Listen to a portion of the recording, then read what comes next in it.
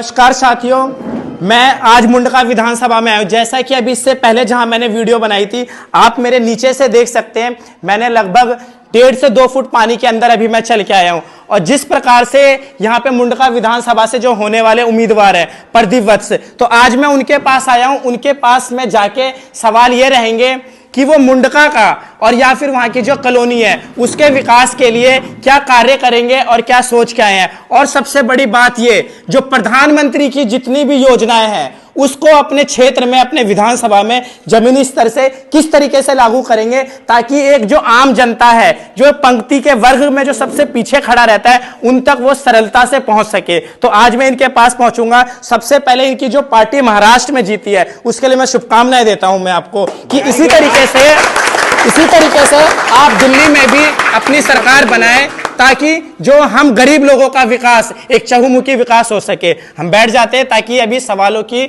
आपके साथ जो बातें हैं वो आराम से हम कर सके। तो वत्स जी, जैसा कि अभी पता लगा है कि आपने बताया कि रोजगार लेके आएंगे, तो सबसे पहले मैं स्वास्थ्य सुविधा की बात करता हूं। स्वास्थ्य सुविधा जो कि इसलिए क्योंकि आज हम जहां पे बैठे हुए हैं वो यहाँ पे दिव्यांग हैं, जिनको आंखों से विजिबिलिटी की जो बात होती है, इनके लिए क्या क्या सुविधाएं होनी चाहिए। और जिस प्रकार से अपने घर से निकलते हैं तो कई तो यहाँ पे गड्ढे हैं, जिस प्रकार से केजरीवाल ने यहाँ पे गड्ढे दे दिए हैं और वो आए दिन इसका जो जिम्मा देते हैं वो एलजी साहब को देते हैं। तो ये बताइए कि एलजी और केजरीवाल में किस प्रकार से ये राजनीतिक लड़ाइयाँ चल रही है जिससे कि आम जनता परेशान हो रही है, इसके लिए जिम्मेदार कौन है? इसके लिए केजरीवाल जिम्मेदार है। इसमें वो सिर्फ और सिर्फ झूठ बोलते हैं कि इसमें एलजी साहब का हाथ है। ऐसा कुछ भी नहीं है। इन लोगों को काम करना नहीं है। अपनी बातों को छुपाने के लिए एलजी साहब का नाम ले लेते हैं, इसके अलावा कुछ नहीं है। तो ये आप जब इतनी सारी जो चीजें, राजनीतिक लड़ाइयां होती है, राजनीतिक युद्ध होते हैं जिससे हमारी आम जनता परेशान है, पर वत्स जी ने जैसा कि बताया कि ये सिर्फ और ना कुछ एक केजरीवाल का ही एक ये राजनीतिक ढोंग होता है जिसकी वजह से वो आपसी राजनीतिक युद्ध चलता रहता है। अब मैं एक सवाल ये रहेगा आपसे कि जो हमारे प्रधानमंत्री, माननीय प्रधानमंत्री हैं श्री नरेंद्र मोदी, उनकी एक जो योजना है आयुष्मान स्वास्थ्य योजना, अगर आपकी सरकार दिल्ली में बनती है तो इस कार्ड के क्या बेनिफिट हैं और लोगों तक ये अगर कार्ड जाएगा तो इसका कितना इलाज, किस तरीके से वो इसका फायदा लाभ उठा सकेंगे दिल्ली में? दिल्ली में जी सबसे पहले ये योजना लागू होगी जैसे ही भारतीय जनता पार्टी की सरकार बनती है, क्योंकि केजरीवाल सरकार ने ये योजना लागू नहीं करने दी।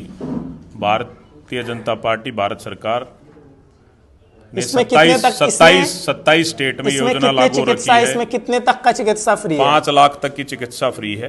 अगर सपोज 5 लाख से ज्यादा बिल बन जाता है तो, क्योंकि कैंसर जैसी ऐसी तमाम ऐसी बीमारियां होती है, टीकेआर होते हैं, टीएचआर होते हैं, पीटीसी होता है, ऐसी तमाम ऐसी जो बीमारियां जिनका मैंने सर्जरी का नाम लिया है, अगर इससे ऊपर खर्चा जाता है तो इसके बारे में पार्टी सोच रही है, समय आने पर वो भी चेंज हो जाएगा। वो चेंज हो जाएगा।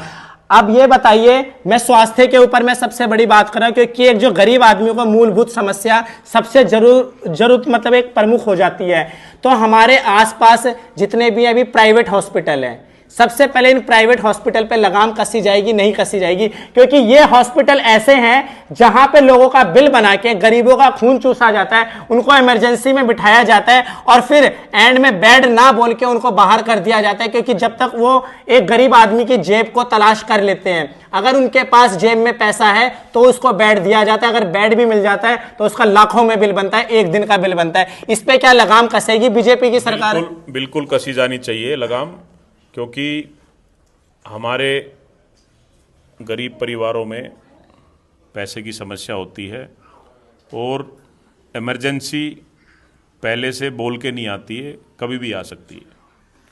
भारतीय जनता पार्टी इसके ऊपर विचार करती आ रही है, तभी प्रधानमंत्री जी ने, हमारे आदरणीय प्रधानमंत्री जी ने ये 5 लाख तक का जो स्वास्थ्य का आयुष्मान योजना जो 27 स्टेटों में लागू हो चुकी है, उसका लाभ आम जनता को देने का फैसला लिया था।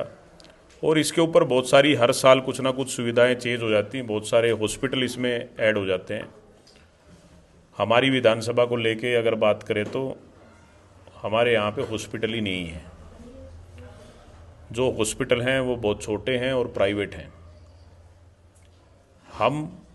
हमारे पास जगह की कमी नहीं है, हमारे पास बहुत सारी जगह हैं जो अलॉट हो रखी हैं हॉस्पिटल को लेके। मेरी विधानसभा में वहाँ हॉस्पिटल भी बनेंगे, सुविधाएं भी मिलेगी, इलाज भी होगा और फ्री में भी इलाज होता है। आज भी होता है, आप एम्स जाओ, आज भी फ्री में इलाज होता है। कौन बोलता है पर एम्स में, अगर आपने एम्स का नाम लिया है, मैं आपको भाई साहब ये बता दूं, मैं एम्स में अब भी हमारे यूपी बिहार और कहे तो यहां से जाने वाले लोग सुबह 4 बजे जाके वहां लाइन में लग जाते हैं और इलाज के लिए वो तरसते हैं। अगर सर्जरी का उसका नंबर आ जाए तो 2 महीने 3 महीने का टाइम देते हैं। अगर कैंसर अगर आज किसी को हुआ है, अगर उसका कीमो सेशन या रेडिएशन होना है तो उसको 4 महीने का टाइम देते हैं। और कैंसर इतनी तेजी से बढ़ता है किसी व्यक्ति के अंदर कि 3-4 महीने अगर उसको इलाज ना मिला तो वो जरूर मर जाएगा। वो ये एम्स जैसे हॉस्पिटल की हालत है ये सफदरजंग की। मैं आपसे इसके बारे में कहना चाहूँगा, देखो फैसिलिटी जो है एक लिमिटेड फैसिलिटी के हिसाब से जो है हमारे पास, हमें जगह जगह हॉस्पिटल बनाने पड़ेंगे। हर इलाके में एक बड़ा हॉस्पिटल बनाना पड़ेगा जिससे आमजन को ये सुविधा मिल सके और हर आदमी को इतनी दूर ना जाना पड़े कि वहाँ जाने के बाद वहाँ भीड़ लगी हुई